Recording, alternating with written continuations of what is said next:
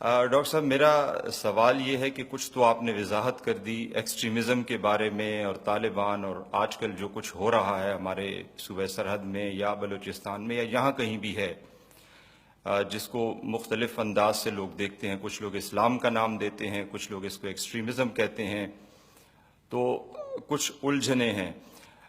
میرے نزدیک میں آپ کا موقف جاننا چاہوں گا کہ اگر میں یہ کہوں کہ یہ تمام تر چیزوں کی جو جڑ ہے وہ اجتہاد کا دروازہ بند کرنے کی وجہ سے ہوا، کیا آپ سمجھتے ہیں کہ علماء کرام جو ہمارے آتے جاتے رہے، انہوں نے ہماری قوم کو انہی مسائل میں الجھائے رکھا کہ ہاتھ اوپر باندھو تو نماز نہیں ہوتی، ہاتھ ناف کے نیچے باندھو تو نماز ہو جائے گی، پینچے ٹخنوں سے اوپر کر لیں تو یہ ہو جائے گا؟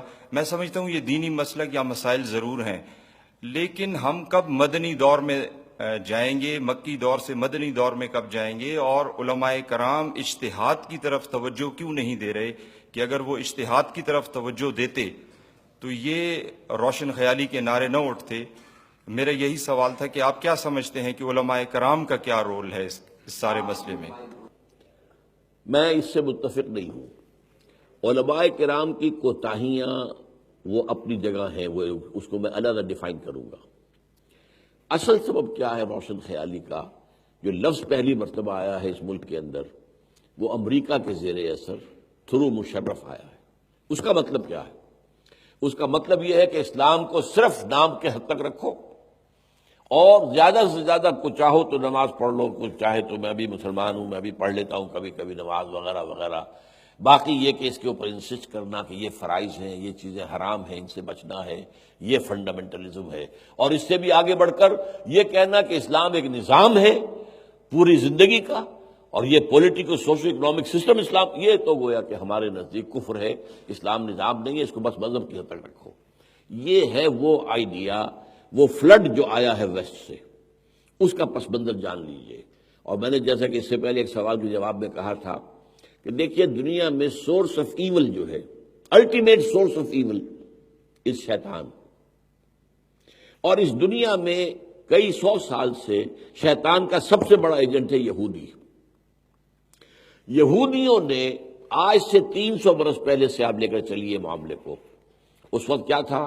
یہودی سخت پرسیکیوٹڈ تھے. عیسائی جو ہے ان سے نفرت کرتے تھے، گھیٹوز کے اندر رکھتے تھے، شہروں میں آنے نہیں دیتے تھے. جس طریقے سے کہ کہیں کرفیو لگا ہو تو 2 گھنٹے کے لیے مہلت ملتی، ایسے انہیں مہلت ہوتی تھی شہروں میں آنے کی. اس عرصے میں انہوں نے کیا کیا؟ عیسائیت کو انہوں نے سپلٹ کروایا، پوپ کا اقتدار ختم کیا، سیاست کو مذہب سے علیحدہ کر دیا. Secularism is the invention of the Jews. اور یہ کیوں؟ اس لیے کہ ظاہر بات ہے کہ اگر مذہب کا کوئی تعلق ریاست سے ہے تو ان کی تو تعداد بہت ہی تھوڑی ہے، پھر ان کا کوئی اثر رہے گا ہی نہیں. They are a minute minority in the world. کل 1.5 کروڑ سے بھی کم ہے، نیئر اباؤٹ 14 ملین کل ان کی تعداد دنیا میں ہے. ان کا کہیں پولیٹیکل انفلوئنس ہو سکتا ہے؟ نہیں ہو سکتا. لیکن جب مذہب علیحدہ ہو گیا اب شہری سب برابر ہیں. ہر امریکن سٹیزن از ایکول، وہ جیو ہو، وہ عیسائی ہو، وہ بیپٹسٹ ہو، وہ فلاں ہو، وہ Catholic who, Protestant who, whosoever he is. یہاں تک کہ مسلمان آئے وہ بھی شہری بن گیا تو شہری تو برابر ہے. پہلی بات انہوں نے یہ کی، یہ خدا کے خلاف سب سے پہلی بغاوت تھی کہ تم ہٹ جاؤ، ہم اپنے معاملات خود چلائیں گے. وی آر sovereign، ہم قانون بنائیں گے. We don't need any divine law, we don't need your guidance. ہم ٹھیک ہے پریئر کر دیں گے، گھٹنے ٹیک کے کھڑے ہو جائیں گے، جائیں گے اگر جائیں گے چرچ میں. یورپ وغیرہ میں جو چرچ میں جاتے بھی بہت کم لوگ ہیں، امریکہ میں پھر بھی کچھ جاتے ہیں. لیکن آپ کا ہماری سیاسی زندگی سے تعلق ہے، گیٹ اسائڈ. ہمارا معاشی نظام یہودیوں کا ایجاد کرتا. بینک ایجاد کیا ہے یہودیوں نے. ای بنوک ای فکر چالاک یہود، یہ اقبال کہہ رہا ہے. یہ بینک جو ہیں یہ یہودیوں کی عیارانہ سوچ کا نتیجہ ہے.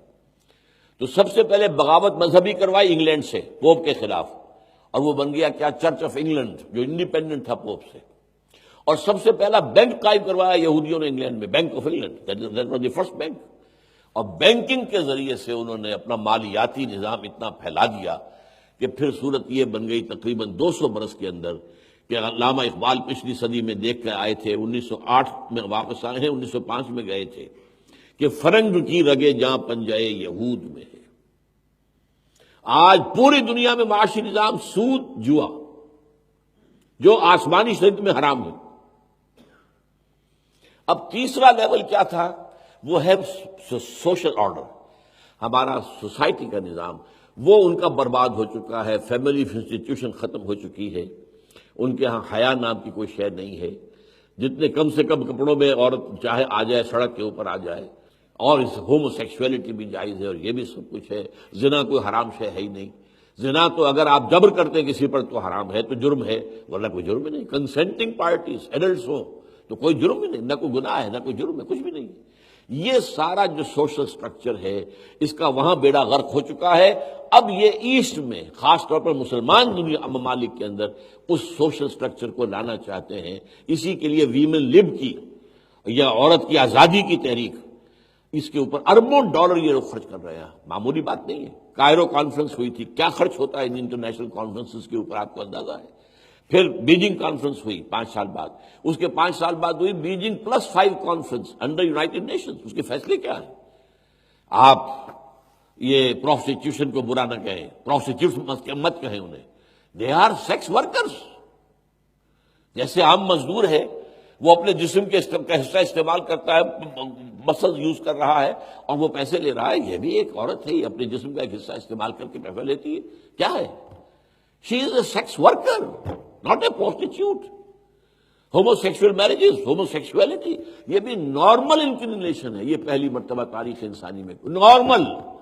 کہاں اللہ کی تخلیق ہے کہ جوڑے بنائے ہیں، مرد ہیں، عورتیں ہیں، حیوانات میں بھی ہیں، مردوں میں بھی، انسانوں میں بھی ہیں، ان کے جسم کی ساخت علیحدہ ہے، ان کی نفسیاتی ساخت علیحدہ ہے، یہ ساری چیزیں جو ان کی بنائی گئی ہیں علیحدہ اللہ نے بنائی، اللہ کی خلقت کا کمال ہے، آج اس کو تباہ و برباد کرنے پر تلے ہوئے ہیں۔ اور اس نظام کو یہاں لانے کے لیے روشن خیالی کا لفظ استعمال کیا گیا۔ یہ ہے بیک گراؤنڈ۔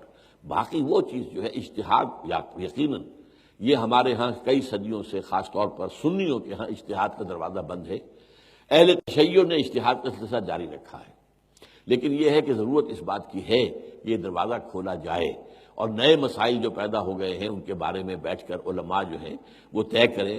ہمارے ہاں اجتہاد ہوا تھا، یہ سنی فقہ جو ہے، فقہ حنفی، یہ تو 1200 برس پہلے معین ہوئی تھی۔ اس کے بعد آج سے 300 برس قبل ایک ضرورت محسوس ہوئی کہ نئی اجتہاد کی ضرورت ہے۔ یہ تھا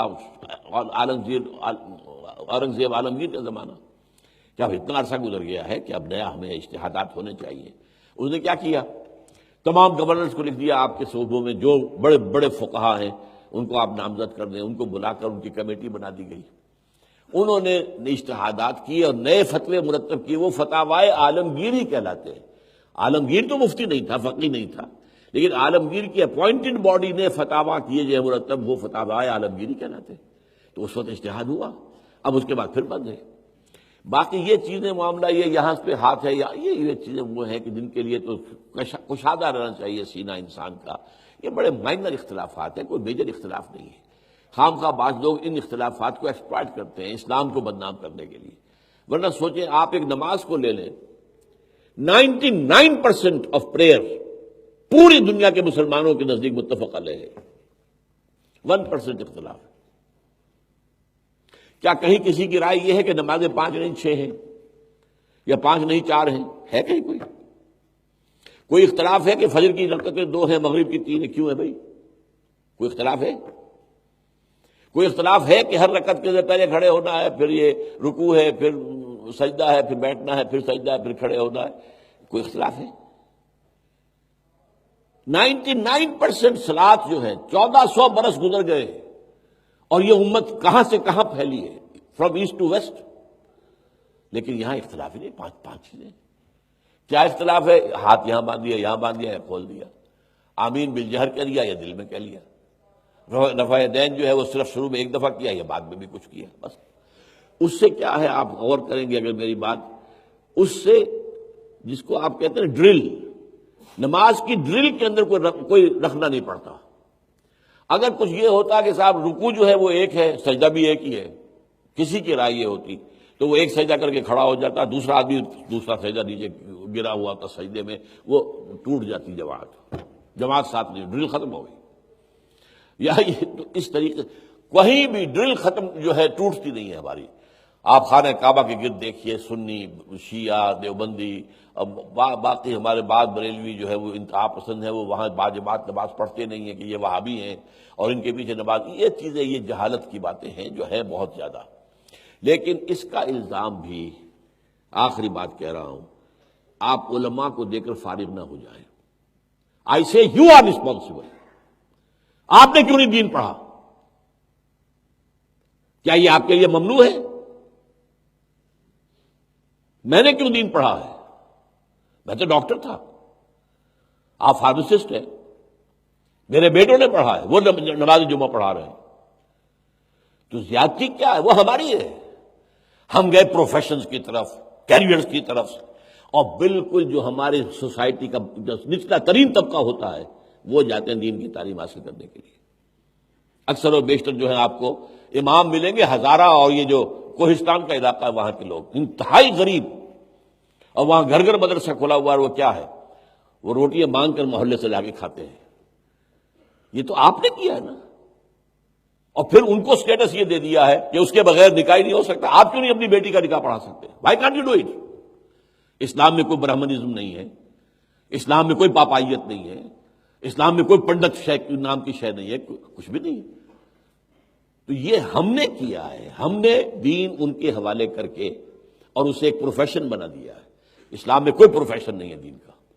اس پروفیشنلزم کی وجہ سے، اور جو جیلسی ہوتی ہے، پروفیشنل جیلسی، یہ ہے جو مولویوں کے اندر ہے، اس کو آپ گالیاں دے دیں گے، لیکن یہ آپ بھول جائیں گے کہ یہ سارا تو ہما آورد ہے، تو ہمارے کیے گا ہے، ہم نے ان کے حوالے کیا ہوا ہے۔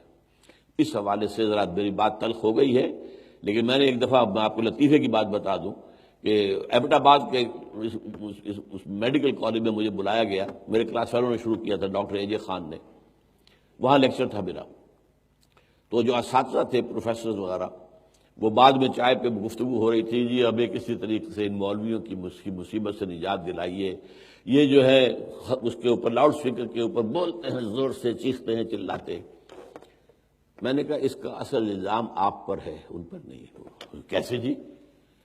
میں نے کہا آپ مسجد میں جاتے نہیں، مولوی کے سامنے کوئی ہوتا ہی نہیں جسے وہ سنائے، وہ لاؤڈ اسپیکر سے سناتا ہے۔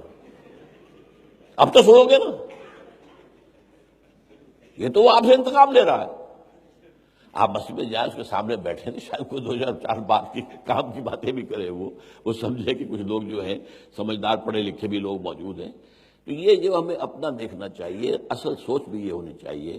باقی یہ صحیح ہے، اجتہاد کی ضرورت ہے، اجتہاد ہونا چاہیے، لیکن اصل مسئلہ یہ بھی سمجھ لیجئے اجتہاد کہاں ہوتا ہے؟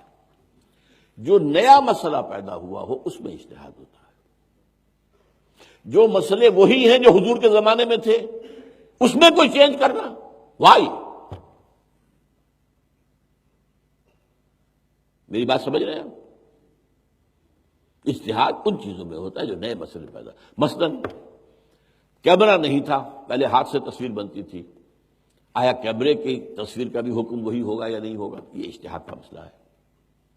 لاؤڈ سپیکر ہے، پہلے نہیں ہوتا تھا، لاؤڈ سپیکر پر آزاد دی جا سکتی یا نہیں، یہ اجتہاد کا مسئلہ ہے۔ کچھ علماء نے کہا نہیں دی جا سکتی، اب سب دیتے ہیں۔ یہ ہمارے علماء کی وہ ہے کمی ہے، ہر نئی چیز سے بالکل گویا کہ وہ یہ دیکھے بغیر کہ بھائی آخر لاؤڈ سپیکر ہے، اس میں کوئی برائی نہیں ہے، تو اس کو استعمال کرنے میں کیا حرج ہے، ایک فتویٰ ہے دے تو یہ کوتاہیاں ان کی بھی ہیں، اور ان سے مجھ سے بڑھ کر آپ واقف نہیں ہیں۔ میں تو اس میدان میں ہوں نا، میں نے تو اپنی زندگی اس میں کھپائی ہے، لیکن یہ ہے کہ اس میں ہمیں آپ کو اور ہر شخص کو فوکس کرنا چاہیے، what you are doing, what's your positive contribution toward the solution of this problem. زیادہ توجہ اس پر کیجیے۔